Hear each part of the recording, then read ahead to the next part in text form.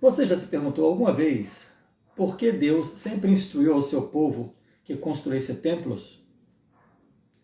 Toda a crença judaico-cristã, tanto entre judeus, entre cristãos, propriamente dito, associam a personalidade de Deus a templos. Mas por que Deus sempre quis que seu povo construísse templos? E o que são templos? Há alguma diferença entre templos e capelas? Esse vai ser o nosso tema de hoje.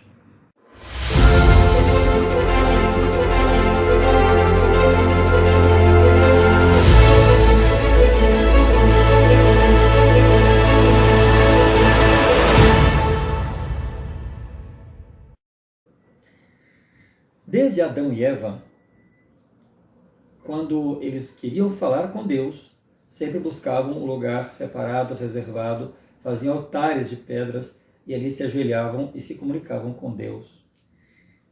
Quando nós avançamos a história até a época de Moisés, o primeiro templo que nós temos notícia é chamado de o tabernáculo. O tabernáculo era um tipo de templo móvel. Então, quando Moisés ele se deslocava com o povo através do deserto, através dos lugares para onde se estabeleciam, eles então montavam aquele tabernáculo, tipo uma tenda, e ali simbolizava que era o templo. E nesse templo, então, eles se comunicavam com Deus. Essa estrutura móvel era um sinal da presença de Deus ali constante naquele lugar. E cada detalhe dentro desses templos, sempre, desde a época de Moisés, desde sempre, simbolizava Jesus Cristo. Jesus Cristo nem era nascido, mas as ordenanças que eram realizadas nesses templos, desde o tabernáculo, simbolizava a vinda de Jesus Cristo. Isso é um dos propósitos pelos quais os templos foram erigidos, foram construídos, montados, para que Deus lembrasse ao povo sobre a vinda de Jesus Cristo que um dia ia ocorrer. Era o coração espiritual de Israel, vamos dizer assim. Podemos considerar isso, que o tabernáculo ou o templo era o coração espiritual de Israel. As ordenanças realizadas no interior desses templos judeus, tanto o de Moisés quanto os posteriores templos existentes, apontavam uma tipologia, um simbolismo para Jesus Cristo, revelando um modo simbólico da missão dele aqui na terra, como Cordeiro de Deus, mediador e sumo sacerdote.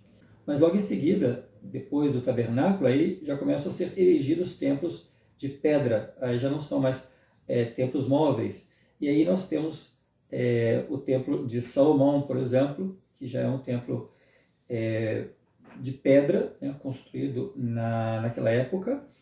Nós temos, além do templo de Salomão, nós temos outros templos que foram construídos posteriormente, que inclusive foram destruídos e reconstruídos, mas tinham esse simbolismo. Cada detalhe do interior desse templo representava esse relacionamento que nós teríamos ou que o povo teria com Jesus Cristo. Eu vou citar algumas coisas que aconteciam dentro desses templos e como era esse simbolismo. Por exemplo, o sacrifício de animais, as ofertas, simbolizando as ofertas pelo pecado. Então, eram os holocaustos. E essas ordenanças, esses animais, eles teriam que ser perfeitos, sem nenhum defeito. Eram sacrificados para a expiação dos pecados do povo. Então, o povo pecador, depois do arrependimento, levavam esse animal até o templo, onde esse animal seria sacrificado. O sangue desse animal era aspergido sobre o altar. Em alguns casos, diante do propiciatório. O que é o propiciatório? É a tampa da Arca da Aliança. A Arca da Aliança são os 10 mandamentos. Então, esse era um simbolismo que acontecia nesses templos. Outro simbolismo que tinha era o cordeiro perfeito. O animal tinha que ser perfeito. E aí esse cordeiro perfeito que tira o pecado do mundo é o próprio Jesus Cristo, simbolizando o próprio Jesus Cristo, como relata lá em João no capítulo 1, versículo 29. O sangue deste animal apontava para o sangue expiatório de Jesus Cristo, que ele sofreria quando viesse à terra. Isso nós vemos lá no jardim do Getsemane, quando ele expia os pecados da humanidade. Então, naquele momento, ele suou sangue por todos os poros do corpo. Outro simbolismo nesses templos era o altar, o próprio altar desses holocaustos. Na ordenança, no átrio diante do templo, era o local onde os sacrifícios eram queimados em oferta a Deus. E qual a relação dessa ordenança com Cristo? Representava o sacrifício do próprio Jesus Cristo no Calvário, onde ele ofereceria a si mesmo em substituição pelos pecadores do mundo. Isso está lá em Efésios, no capítulo 5, versículo 2. Outro simbolismo seria o candelabro de ouro, também dentro dos templos.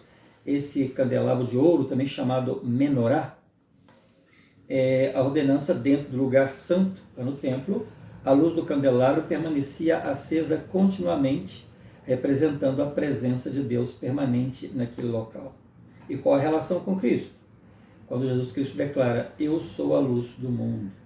Então o menorá simbolizava ou simboliza essa luz que nunca se apaga e ilumina o caminho da salvação.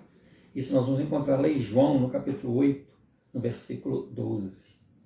Também outro detalhe dentro desses templos era a mesa dos pães, chamado proposição. O que é esses pães? O que a ordenança tem com relação a esses pães? Os 12 pães eram colocados diante do Senhor e esses 12 pães representavam as 12 tribos de Israel. É o convênio que Deus fez com Abraão, que todas as famílias da terra seriam abençoadas através das 12 tribos de Israel. E que relação tem com Cristo? Quando ele fala que ele é o pão da vida. Lá em João, no capítulo 6, versículo 35. Assim como o pão sustentava os sacerdotes, Cristo sustenta espiritualmente todos os que acreditam nele. Outro simbolismo dentro dos templos é o altar do incenso. Qual é a ordenança que acontece dentro do templo em relação a esse altar do incenso? Ou que acontecia dentro do templo nesse período em relação ao incenso? Localizado em um lugar chamado lugar santo, diante do véu que separa os santos dos santos, um local dentro do templo, o incenso simbolizava as orações dos santos subindo a Deus. É bom lembrar que santo é todo aquele que faz a vontade de Deus. Não significa que é aquele santo que tem que ser adorado, imagem, não. Mas todo aquele que cumpre a palavra de Deus é chamado santo. Então, a oração dos justos a Deus seria. E qual é a relação dessa ordenança com Jesus Cristo? Cristo é o intercessor entre Deus e nós. Suas orações e mediação são como um incenso agradável a Deus. Quando um justo ora a Deus, é como um incenso. Agrada a Deus a oração de um justo. Isso nós encontramos lá em Apocalipse, no capítulo 8, versículos 3 e 4. E Hebreus, capítulo 7, versículo 25.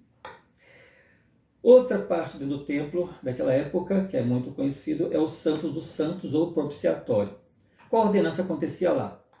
Somente o sumo sacerdote podia entrar ali uma vez por ano, no dia da expiação, chamado Yom Kippur, levando o sangue do sacrifício para expiar os pecados do mundo.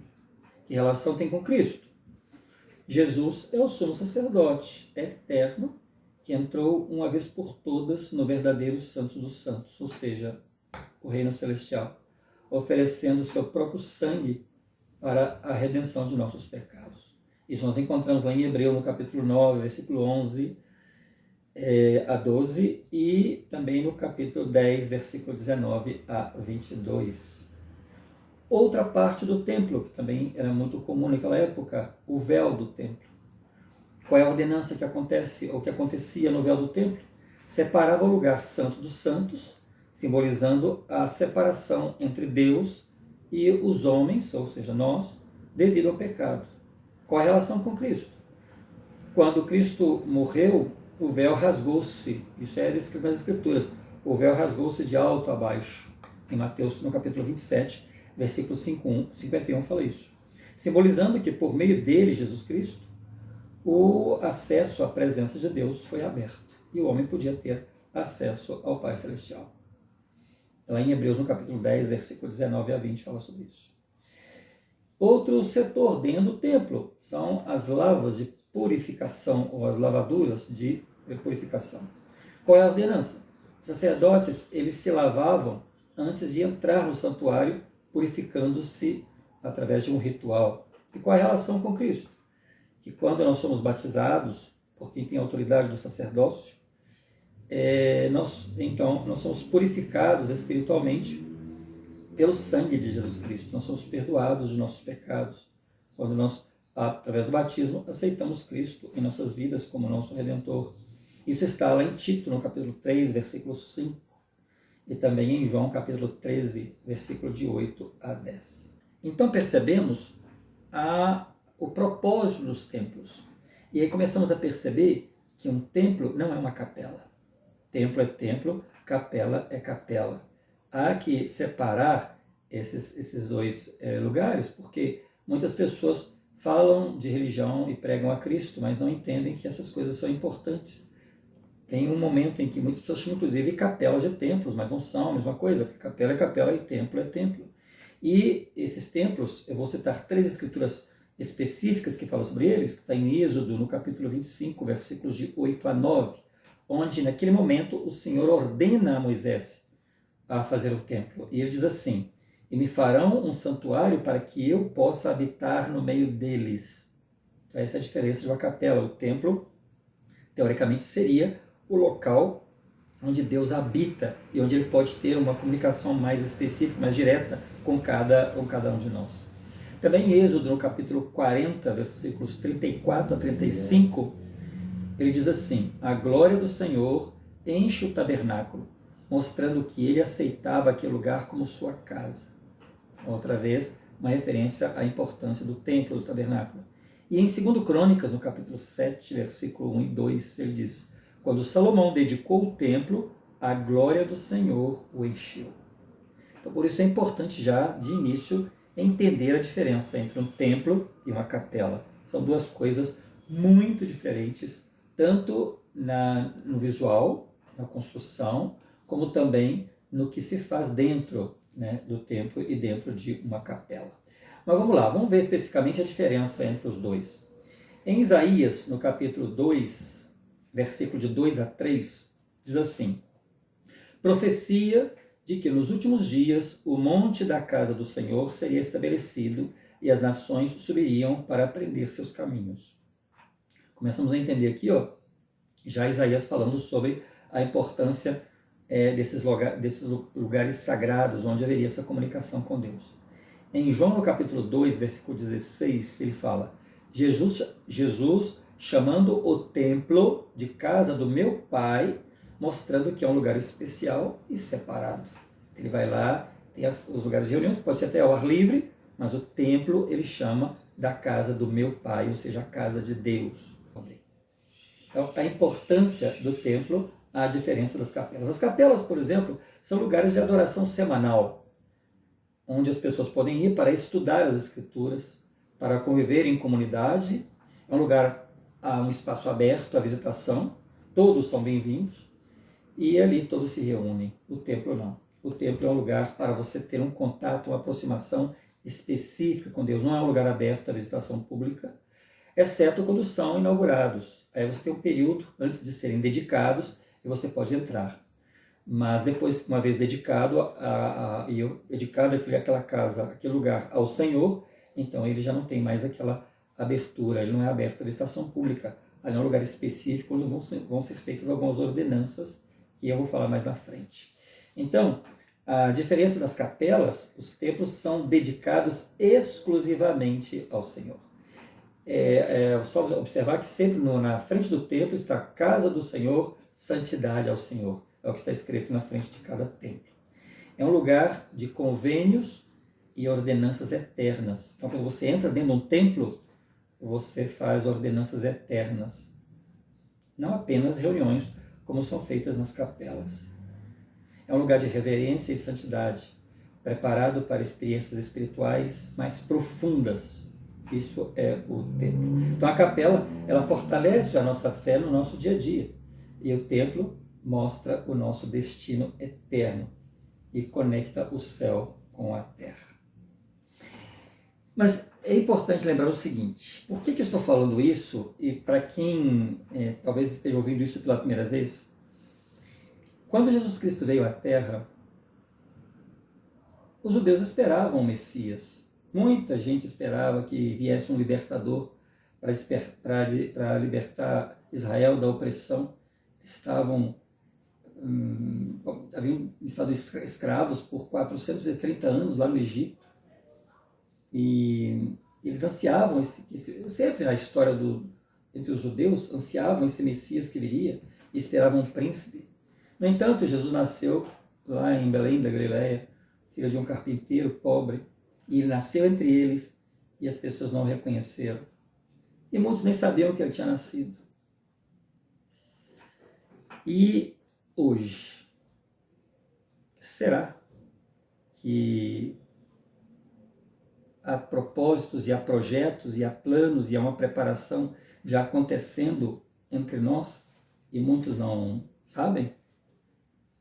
Será que não há templos já sendo feitos, onde são feitas ordenanças reais, já esperando a segunda vinda de Cristo que está próxima? Porque a gente sempre ouviu falar que Cristo viria, está próximo, está próximo, está próximo, e as pessoas sempre falam, mas será que ele já não mandou à terra preparações, fatos mais concretos para que preparassem o povo, para que nos preparassem para essa segunda vinda?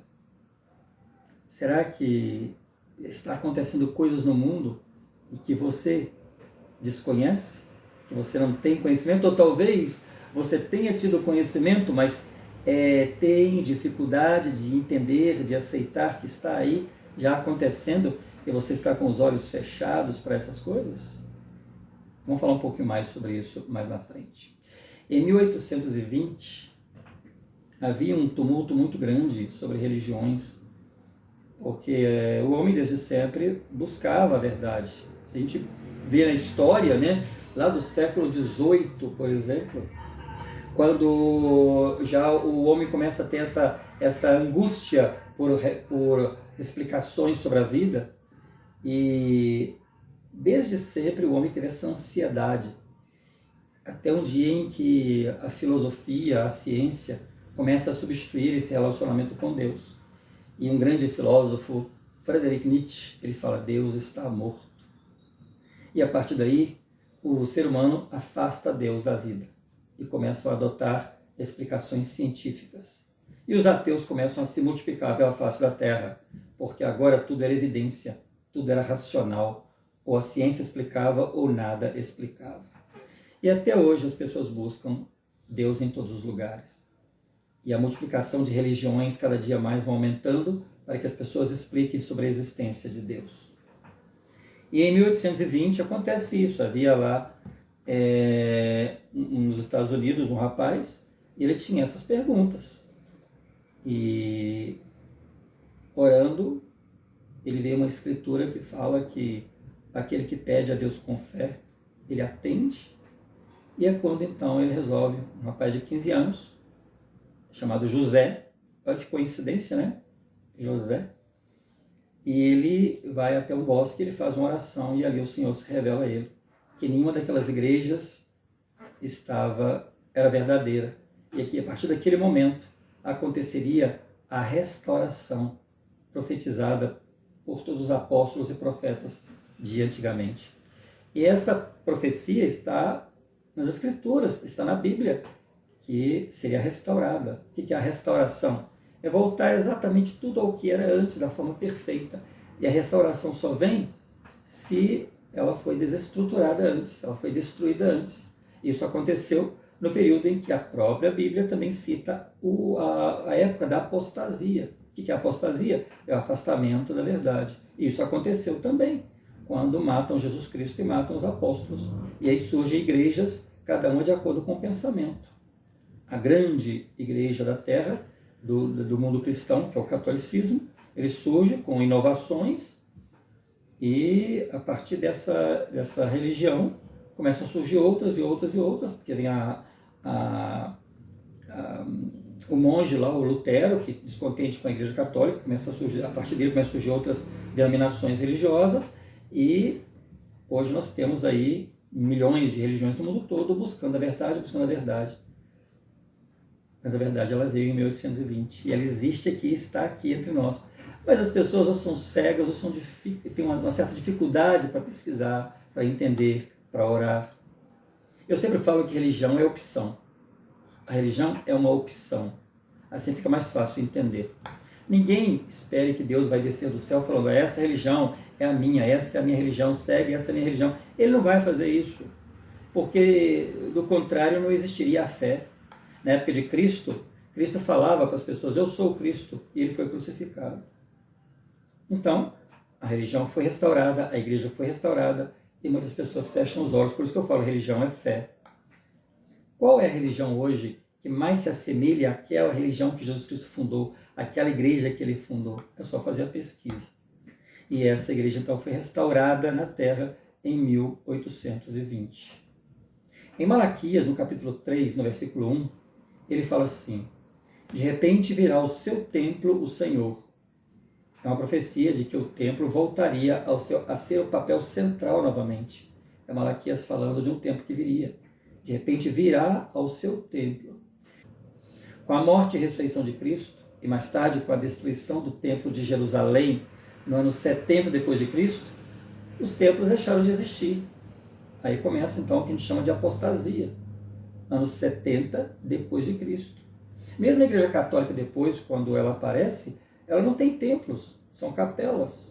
A Igreja Católica nunca citou templos, nunca falou de templos, nunca fez referência a ordenanças templárias. Nunca teve isso na Igreja Católica. Por séculos, a humanidade não teve templos como nos padrões antigos. A partir de 1830, a igreja foi restaurada em 1820, começou o início, e a partir daí começaram-se as construções de templos novamente. E essa restauração ela veio através de um jovem de 15 anos, chamado José. O Senhor revelou novamente, então, através dele, a necessidade de construir templos. O primeiro templo, depois dessa restauração em 1820, aconteceu no ano de 1836 em Nauvoo. E a partir dele, outros templos foram construídos.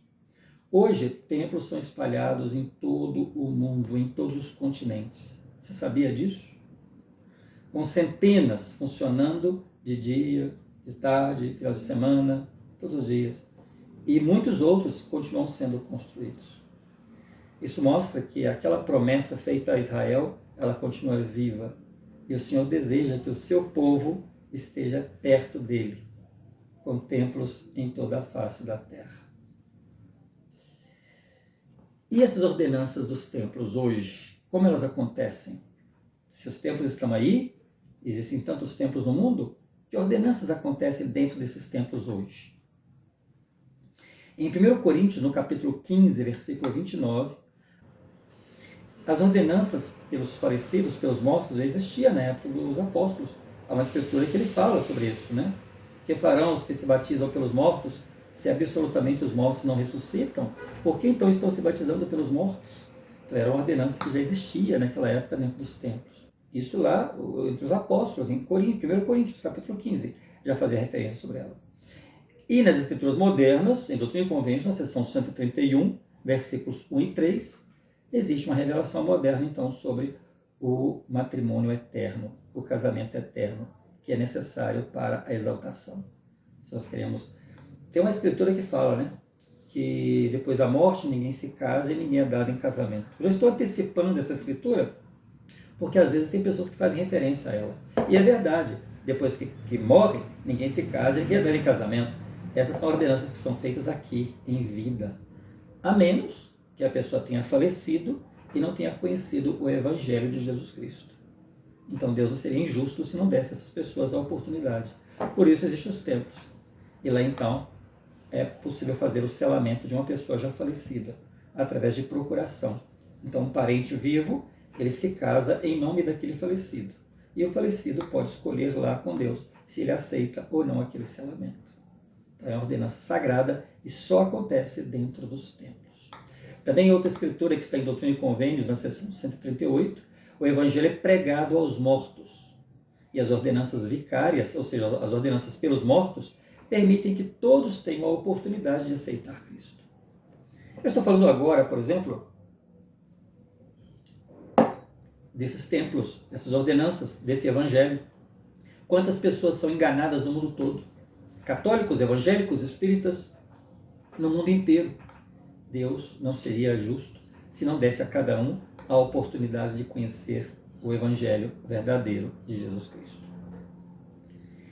O problema é que, se a pessoa falece sem ter tido a oportunidade, ele terá a sua oportunidade. Mas se ele tem a oportunidade aqui em vida de conhecer e rejeita, que desculpa ele vai dar? Não tem desculpa. Deus dá a oportunidade à pessoa de pesquisar, de estudar, de visitar, de ver, de comprovar e depois aceitar ou não. Mas muitos fecham os olhos e rejeitam friamente o Evangelho de Jesus Cristo. Eu tenho certeza que se estivesse vivendo na época de Cristo, possivelmente rejeitariam o Cristo, porque foi isso que muitos fizeram naquela época. Então, por isso é importante entender. No templo, nós realizamos ordenanças que ligam o passado, o presente e o futuro. O batismo pelos mortos, amor eterno, oferecendo a salvação a quem não recebeu o Evangelho nessa vida.